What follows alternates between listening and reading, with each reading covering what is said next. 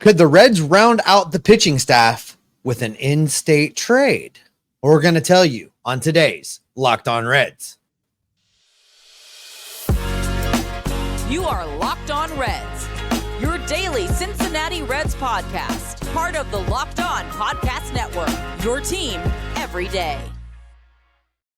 You are Locked On Reds. Thanks so much for making us part of your day. My name is Jeff Carr. His name is Steve Offenbaker, and we are lifelong Cincinnati Reds fans that have turned an addiction into information for you. This Locked On Reds podcast is brought to you by the Locked On Podcast Network. We are your team every single day, and if you're an everydayer, I want to thank you for making us part of your day each and every day.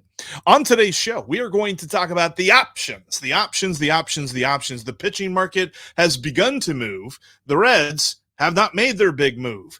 What could that be?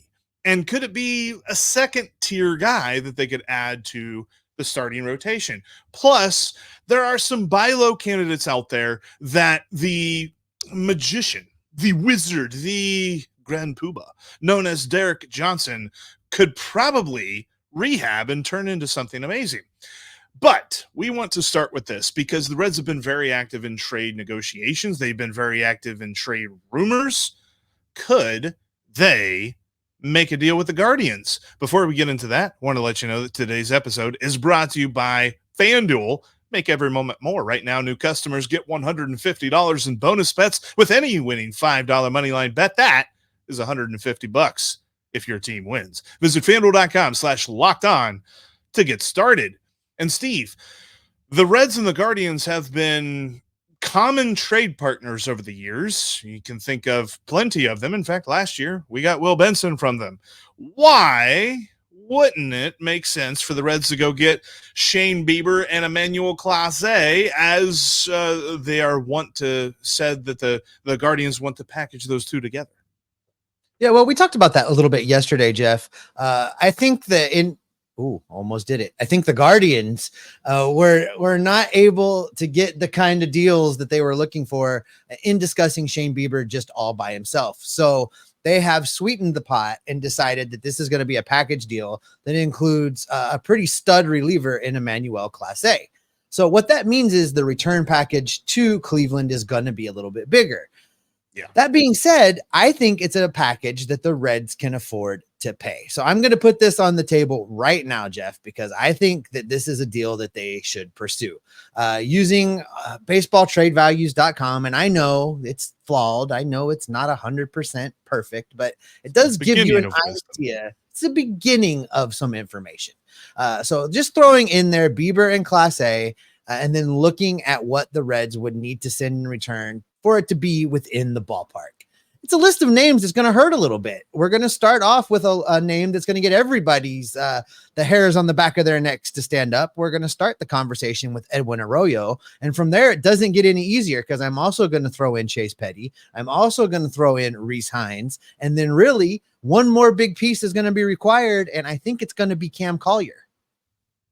And I don't think that this is too steep a price. Let's talk about what the Reds would be getting back in this hypothetical trade. You get Shane Bieber, you get the consistent, calming presence in your rotation that you can rely on, a guy that's going to be there. And I know he had a bit of a down season last year, but he's done it before.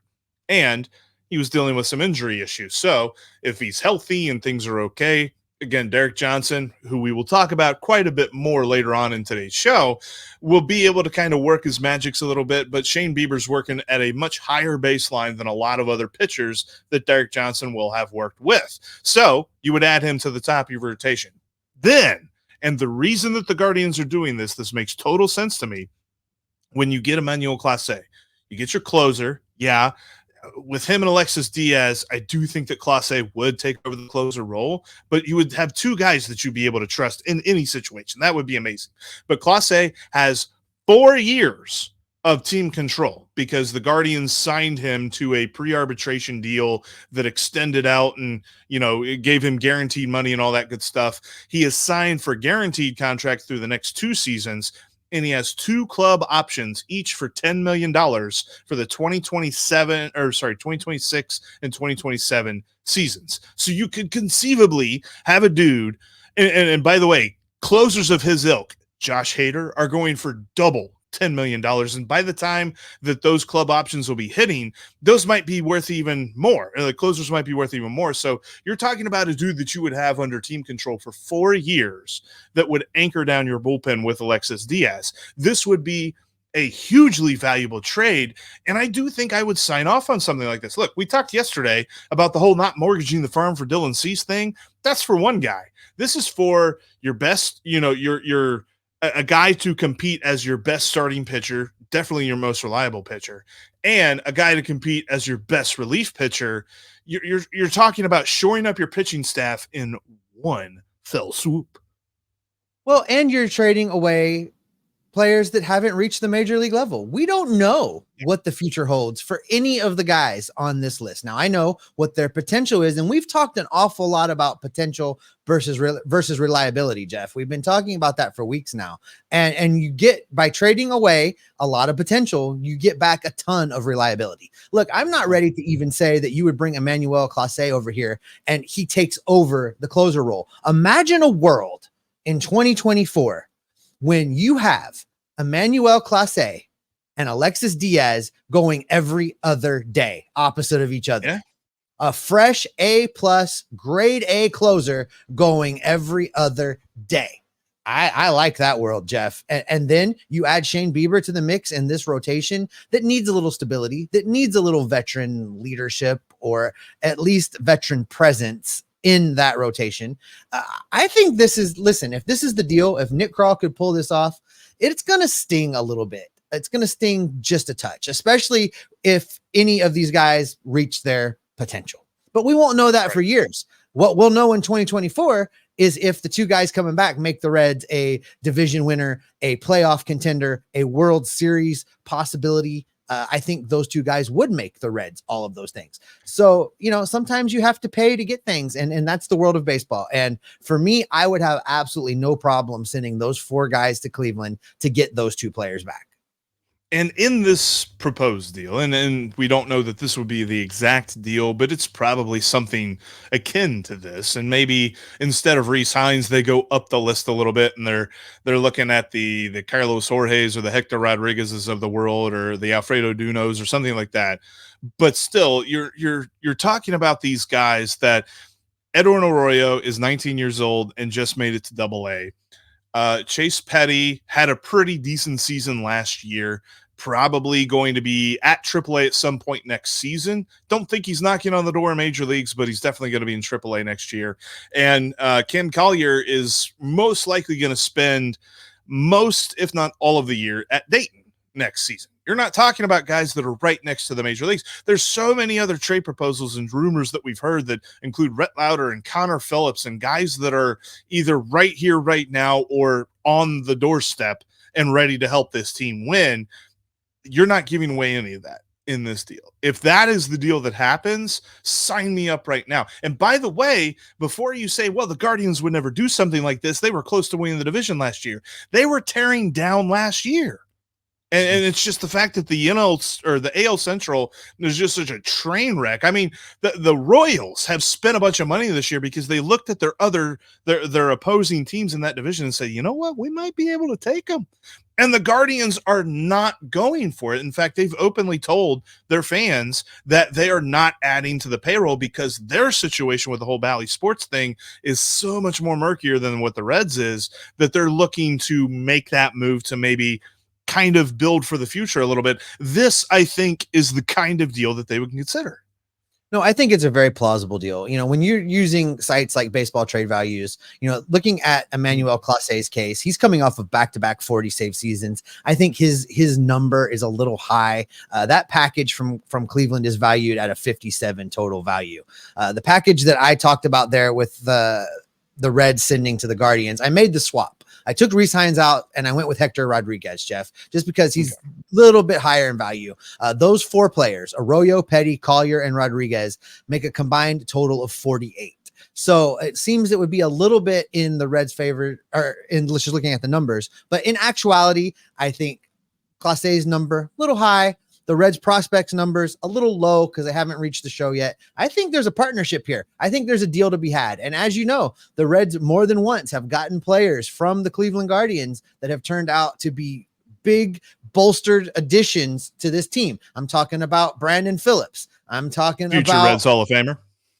Tyler Naquin. I'm talking about not future Reds Hall of Probably Famer. not future. Not, He was fun though. He was fun. Yeah. And your guy, Will Benson. So there is a little Yeah. bit of history here. There is a little bit of ability these teams have shown to work together. So looking at what the market has looked like between what the Dodgers have done to it on the free agent side and what the trade market seems to be looking like in what Chicago is asking for in Dylan Cease, I think this deal right here makes the most sense for Nick Krall to pursue. I think he should walk away from the table and stop talking to the Chicago White Sox and start talking to the Cleveland Guardians and get something done quickly.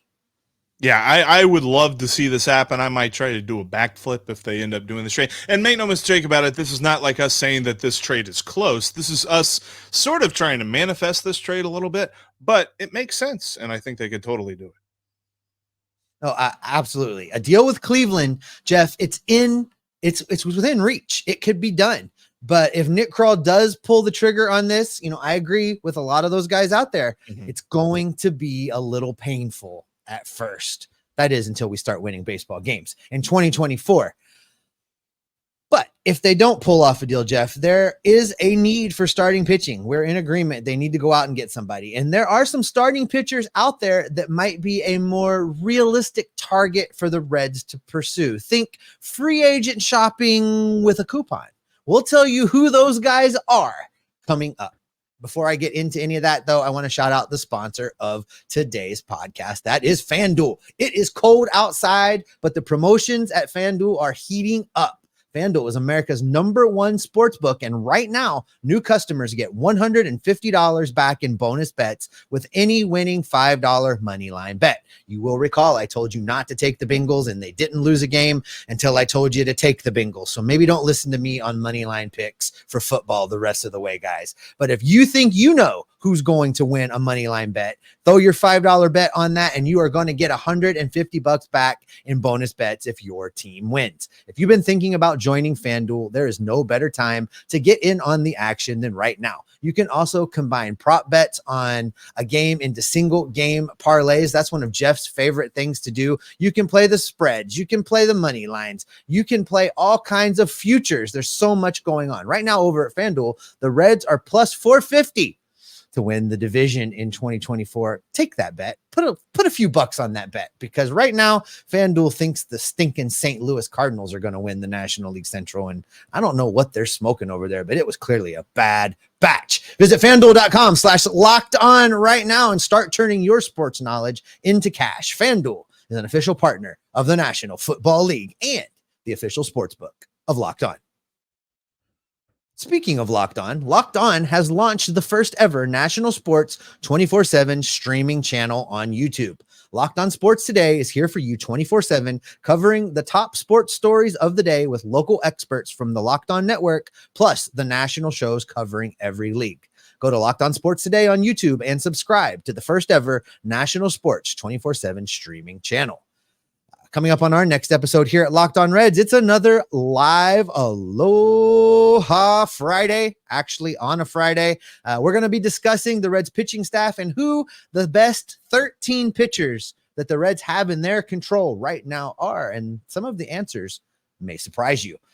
But let's talk about some pitchers that the Reds don't have in their control right now, Jeff. We've talked about the dreams of the Blake Snells, and we've talked about the dreams of going out and making a trade for a Dylan Cease, and maybe there are some more realistic names now that we're getting a little deeper into the offseason that we should take a look at least, that might, I don't know if realistic is the right option, but maybe more affordable, maybe giving the Reds and the pitching coaches an ability of somebody to work with, maybe somebody that everyone's not chasing.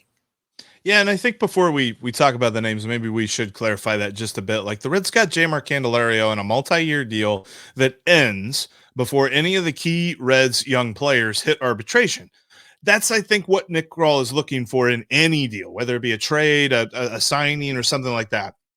And I think that could price them out. Not necessarily the money, but the years could price them out of the market for, the Blake Snells of the world and the Jordan Montgomerys and the Marcus Stromans. As much as we would love to see one of those guys come to Cincinnati, like, is Nick Krall willing to give them a 5 or 6 year deal? Maybe not. So let's look at tier 2, because there are 2 guys specifically that I'm looking at. One of them, we talked about at the trade deadline quite a bit because the Reds were attached to this guy, and that's Lucas Giolito.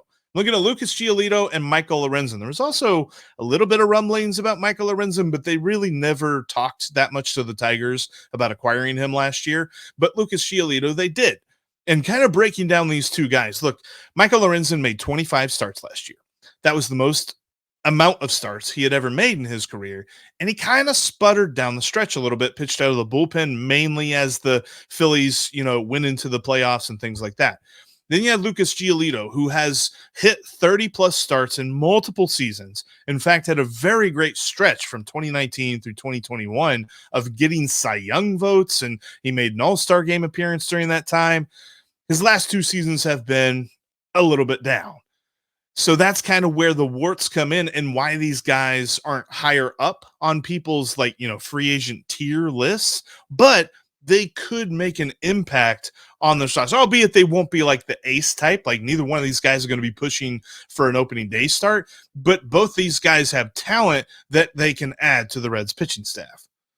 I like the idea of going and taking a look at Giolito, and here's why. His last couple seasons, while they weren't stellar, they were also him pitching for a train wreck of an organization that is the Chicago White Sox, and all of the things they went through with Tony La Russa and all the things that they went through with their front office. I don't put a lot of stock in a lot of the numbers, a lot of the results that he put up. And he went from a train wreck in an organization, the Chicago White Sox, to the just absolutely sterling reputation of the Los Angeles Angels. And then he went from the Los Angeles Angels over to the amazingly ran Miami Marlins. Talk about bad organization. So not great. But here's one thing I can tell you about that train wreck of a 2023. He went out and he did his job, and he took his turn in the rotation every 5th day, no matter who it was. As a matter of fact, when you combine all of his stops in 2023, led the American League in games started at 33. So he was Mr. Reliable. He is a guy you can pencil in that's going to go out there and take the ball when it's his turn. And this rotation in Cincinnati needs that guy. So I want to not put a lot of stock in the numbers that he put up. This guy was seemingly changing cities every couple of weeks and pitching for a new team. That's a tough environment to pitch in. You have different coaches in your ears. You have different expectations. You have different cities. Your routine is disrupted. Our buddy Carlos has talked to us time and time again about a pitcher and their routines. So, he was just living in a constant state of disruption. So for me, of all the guys we're going to talk about in this second tier, in this more realistic tier, I think Giolito's the one. Giolito's the guy that I hope Nick Krall is talking to, at least for a potential contract with the Reds, to get him in here, create some stability, let him work with Derek Johnson, and let's see who Giolito really is when all of those pieces are put into place. And I apologize in my rant about bad organizations. He didn't go to Miami. He went to Cleveland. Cleveland's a little bit of a better organization. I'll give him that. But still, yeah, he was moving cities so many times, and I think that he is a guy the Reds should absolutely look at. And look, there's these other guys that are out there that you're going to recognize their names. One of them could be a possible reunion in Johnny Cueto. You know who Zach Greinke is. You know who Corey Kluber is. There's a couple of guys like that who you're like, well, what about those guys? Those guys are in the group that I call the group of pitchers who are just too old to move the needle. Look, at one point in their career, they were very good pitchers, all 3 of those guys. But right now, in 2024, adding Johnny Cueto or Zach Greinke or Corey Kluber just isn't going to do it. Like, you mentioned the odds of the Reds winning the NL Central at plus 450. FanDuel is not going to race to their computers to change the odds very much if the Reds go out and sign one of those guys. I think the Reds need to be looking at those. Lucas Giolito moves it a little bit. Michael Lorenzen moves it a little bit. One of those top tier guys obviously would move it a lot if they could get them, but you're definitely looking at a specific group of pitchers here. And there's one other guy who I think Yeah. Before we move on to that, I want to talk just a little bit about those guys, because I don't want to just say, oh, they've reached a stage in their career where we don't need to take them seriously or they're not going to be good. It's just a matter of, this is a sport of young men, and all of these pitchers have a lot of wear and tear on their arms. And so when you're going out and looking for the player that's going to be that innings eating stabilization to a rotation, these really aren't the kind of guys that you want to look at. But I want to throw a crazy idea at you, Jeff, because I've been thinking about this a lot. Every day I log on to our friend's site over at Spot Track, and I'm looking at who's still available and what their estimated annual value is going to be. And a name keeps jumping out at me. And now, hear me, I'm going to say the name, but stick with me on this. The name is Clayton Kershaw. Now, stick with me. Hang on for a second. His estimated annual value for a contract at Spot Track is $35 million. The Cincinnati Reds right now are $50 million below league average in payroll. They could give Clayton Kershaw a 2-year, $70 million deal to stabilize this rotation, make a run at the World Series, and have Kershaw off the books before they ever have to pay an arbitration dollar to any of the rookies on this roster. I think it makes sense. It's tough, man, because we talked about this, the idea of how good are you when you pitch as opposed to how much do you pitch. And, we're looking for that 30 start guy, the reliable. Clayton Kershaw hadn't made 30 starts for a few years now. He's dealt with a lot of injuries, but he's been so good. Like, not just good, like Cy Young good in the starts that he's made. You were kind of breaking down the numbers for me over the last few years with the Dodgers. And yeah, it's like, 22 starts and 25 starts and 23 starts. It's not numbers that match what we've been talking about as far as that longevity goes in the season. But those starts, and bear in mind, the Reds gave 22 starts to frickin' Luke Weaver last year. If you take the starts that Luke Weaver made, but make them as good as Clayton Kershaw's numbers in his 22 starts, the Reds would have made the playoffs. Yeah, they would have made the playoffs. They would have made the playoffs. And the whole weird luck that the Reds lineup had whenever Luke Weaver pitched, notwithstanding, they actually would have gotten good pitching performances. So I just, that intrigues me a little bit, because we have said, and this would follow along with what we've said, that the average annual value doesn't matter. It's all about years.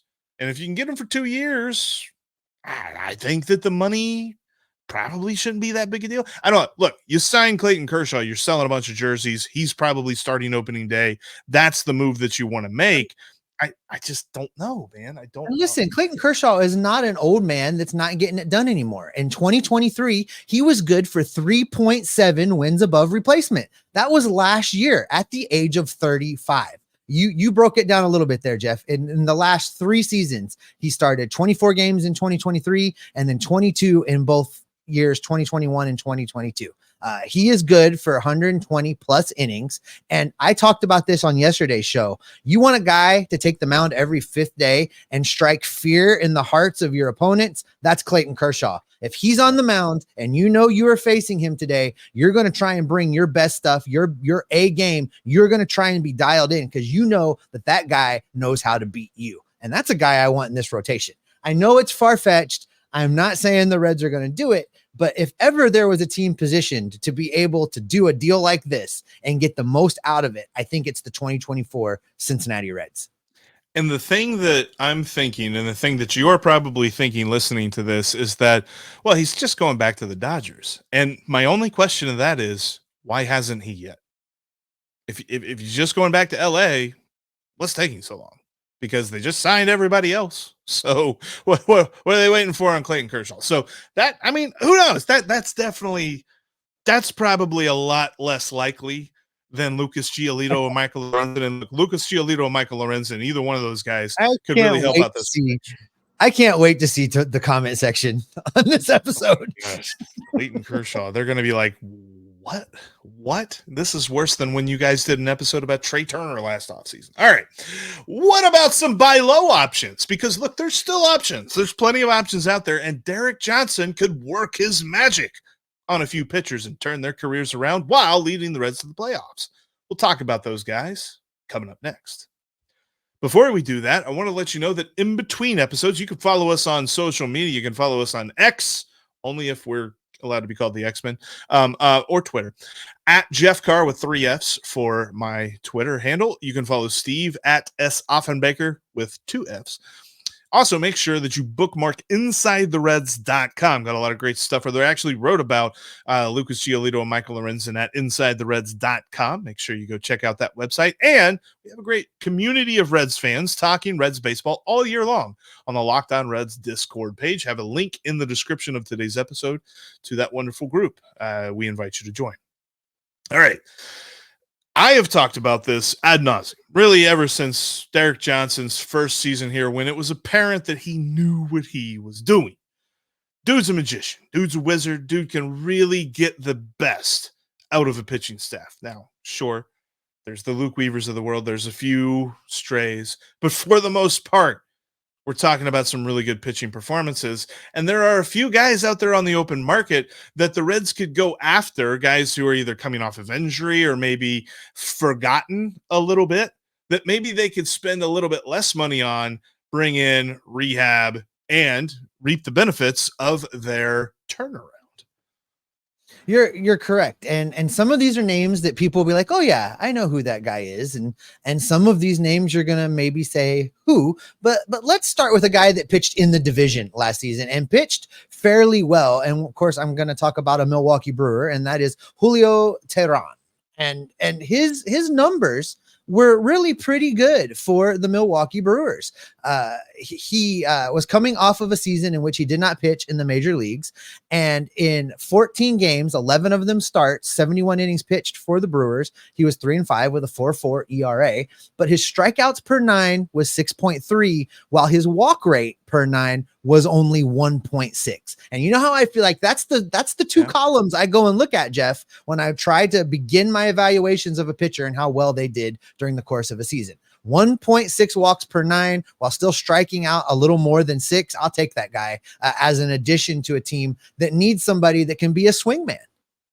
And again, this isn't a guy that on the onset of the signing is he's going to move the needle a whole lot. No, but he has something to work with for Derek Johnson. He spent 2022 in some independent Mexican baseball league, kind of working on some stuff. He had a shoulder injury that really zapped 2021 away from him. So he was just trying to kind of rehab a little bit. And that was coming off of a really horrible year in 2020, where he pitched in 10 games for the Angels and gave up all of the runs. So everyone was kind of figuring that they knew what they knew about Teheran, and he had to prove them wrong. And he pitched pretty decently for the Brewers last year. Nothing crazy, but I think that there's something there. Here's another guy, and this guy really intrigues me. Now, you may or may not remember this name. He was on the trade block the same year that Luis Castillo was from the Oakland A's. His name is Frankie Montas. The New York Yankees acquired him from the A's, and then he pitched a little bit for them and got a shoulder injury and basically missed all of last year. He pitched in one game. He pitched an inning and a third in that game. That was it. That's all he pitched last year. So he's really an unknown. Coming off of that shoulder injury, you're like, okay, what do we get out of him? Where could he be? This dude was a pretty decent pitcher for the Oakland A's. And we're talking about a guy who pitched well in Oakland, went to the Yankees, struggled, now looking for this next team. Does that sound familiar to anybody? Little Sonny Gray vibes coming out of this particular conversation. Yeah, and I think that he's got the kind of stuff. He's got a nice pitch mix that Derek Johnson could work with. Could be he's got a very high ceiling. Now he's got a low floor too. And again, all these guys, we've been talking a lot about reliability. I understand that this segment, we're not necessarily talking about reliability here, but could really add some depth to the pitching staff and give Derek Johnson a little bit of clay to mold and create into a good pitcher again. Another guy that's out there on the free agent market that is at least interesting, I think might be worth taking a look at, is Sean Manaea out from San Francisco. I think he is a guy that really could fit in well with this Reds team. His numbers are such. He's another one of those guys, kind of like Nick Martinez, that could pitch from the rotation, could pitch from the bullpen, could eat up a lot of innings and be pretty successful doing it. This is a definite upgrade, I think, in the bullpen if you go out and get him. He throws lefty, so it's another left-hander in this bullpen, and I think the Reds should still be looking for that other left-hander, that other 100%. Solid guy to pair up with your guy Darth Maul. So this fits all those bills, checks all those boxes. Always two there are. No more, no less. And he's got a good XFIP, which means that his XFIP. Yes, you did. I walked right into that. And I talk about XFIP a lot. It's kind of an ERA predictor. It's not necessarily like a stat that anybody's going to use for any sort of like award or anything like that, but it shows how lucky a pitcher has been getting. For the last 3 seasons, Sean Manaea's XFIP has been lower than his ERA, which means that he's been getting unlucky. In fact, his XFIP has been under 4 for the not last year, it was like 4.04. The 3 years before that, it was under 4. So we're talking about a dude that really is a solid pitcher. And I think that he is a perfect example that we talk about all the time. If you just look at ERA and think that you know everything about a pitcher, you got to look at more, because Sean Manaea has had a pretty solid strikeout rate, not spectacular, but solid, and right around league average walk rate. Definitely something there for Derek Johnson to work with.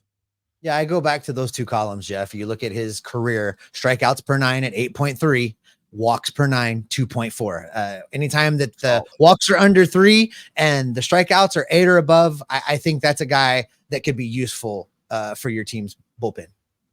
And this guy, and he's not necessarily going to be an asset for 2024, but he would be an asset for 2025. Another former Brewer, Brandon Woodruff. He'd had Tommy John surgery late last season. He is not going to pitch until, at the very earliest August, most likely September of this year. So you would need to sign him to a 2-year prove-it deal, something like what the Texas Rangers gave Tyler Mahle just a couple of weeks ago. But you're talking about a dude that once he comes back, we all know. If you're an everydayer and you're a big-time Reds fan, you know the name Brandon Woodruff. You hate the name Brandon Woodruff. It'd be kind of nice to add that dude to your rotation. If you can't beat them, hire them. That is the idea. And I like this. When we looked at this, Jeff, and looking at what the Rangers did with Tyler Mahle and looking at the similarities of being able to lock up a pitcher and know that you're just kind of stashing him. You're putting him out there, and it's not really a this year situation. Maybe if you're looking to get a guy a break in September and set things up for the playoffs, you get him up for a couple starts at the end of the year, and then you reset for 2025. I think this is an idea much like my Clayton Kershaw idea. This is an idea that I think should deserve a little bit of consideration. This is something that, while it's not something the Reds typically do, they could learn something here about long-term strategizing and planning ahead. And I like the idea. I really do.